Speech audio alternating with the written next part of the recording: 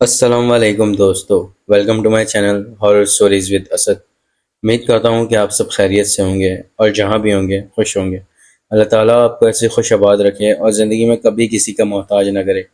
آئیے بنا وقت ضائع کیے شروع کرتے ہیں آج کی اسٹوری۔ کہتے ہیں کچھ کہانیاں وقت کے ساتھ مٹ جاتی ہیں، مگر کچھ کہانیاں وقت کو ہی مٹا دیتی ہیں۔ آج میں آپ کو ایک ایسی چڑیل کی کہانی سنانے جا رہا ہوں جس نے ایک پورے گاؤں کو صفحہ ہستی سے مٹا دیا، ایک ایک کر کے سب کو مار ڈالا، اور افسوس کسی کو یہ بھی نہیں پتہ چلا کہ وہ چڑیل انسان تھی یا کوئی انتقام تھا۔ یہ کہانی ہے گھونگر والی وادی کی۔ پہاڑوں میں چھپا ایک خاموش خوبصورت سا گاؤں، جہاں نہ موبائل سگنل آتے تھے نہ شہر کی تیزیاں، لیکن ایک وقت تھا جب یہاں ایک عورت رہتی تھی۔ اس عورت کا نام زمرین تھا۔ زمرین بہت خوبصورت تھی، نرمی سے بولتی تھی، لیکن اس کے پاس کچھ ایسی طاقتیں تھیں جنہیں لوگ جادو کہتے تھے۔ زمرین بیماروں کو ہاتھ لگا کر شفا دے دیتی، خشک زمین پر پانی برسا دیتی، مگر گاؤں والوں کو اس پر یقین نہیں بلکہ خوف آنے لگا۔ ایک دن فصلیں برباد ہو گئیں، بارش نہ آئی تو لوگوں نے الزام زمرین پر لگا دیا۔ رات کے وقت گاؤں کے مرد اور عورتیں مشالیں لے کر نکلے، زمرین کو کھینچتے ہوئے کنویں کے پاس لائے اور اس پر جادو، شیطانیت، نحوست جیسے الزامات لگائے۔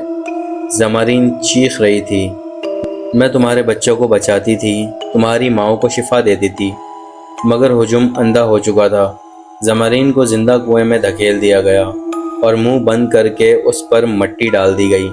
مرتے وقت اس نے صرف ایک ہی جملہ کہا تھا، میں واپس آؤں گی اور جو ظلم کیا گیا ہے اس کا حساب پورا لوں گی۔ 200 سال گزر چکے تھے۔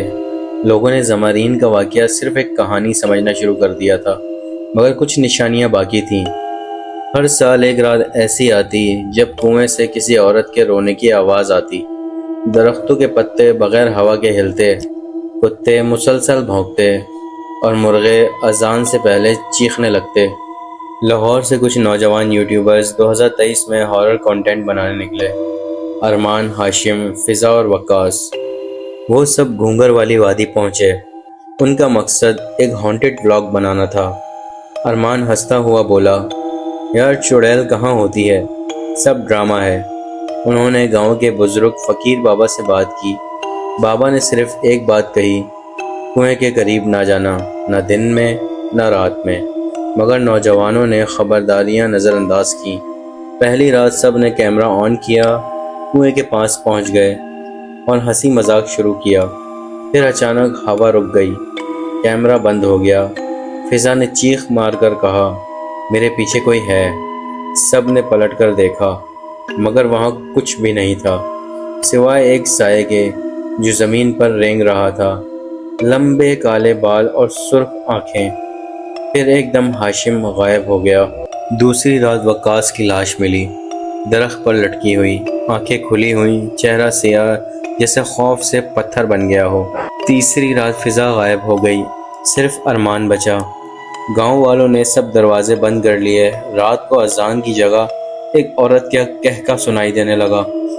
فقیر بابا نے ارمان کو بلایا اور بتایا، تم اسی خون کی اولاد ہو جنہوں نے زمرین کو مارا تھا، وہ تم سے بدلہ لے گی یا تم خود کو قربان کرو گے۔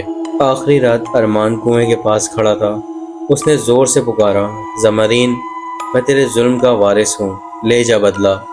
بجلی گری، درختوں نے کرہانا شروع کیا اور چڑیل سامنے آ گئی۔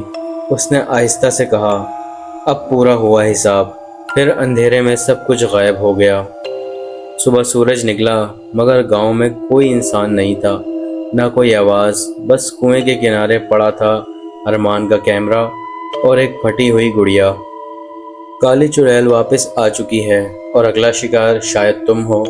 اگر آپ اس کہانی پر یقین نہیں رکھتے تو گھونگر والی وادی ضرور جائیں اور کنویں کے پاس رات گزاریں، مگر ایک بات یاد رکھنا، جو اس کے رونے کی آواز سن لیتا ہے وہ واپس کبھی نہیں آتا۔ امید کرتا ہوں یہ سٹوری آپ کو پسند آئی ہوگی۔ اگر آپ کو سٹوری پسند آئی تو کہانی کو لائک، سبسکرائب اینڈ شیئر ضرور کیجیے گا اپنے دوستوں کے ساتھ۔ انشاءاللہ میں ملتا ہوں آپ سے نیکسٹ ویڈیو میں۔ جب تک کے لیے اپنا بہت سارا رکھیے خیال، اور میری طرف سے سب کو اللہ حافظ۔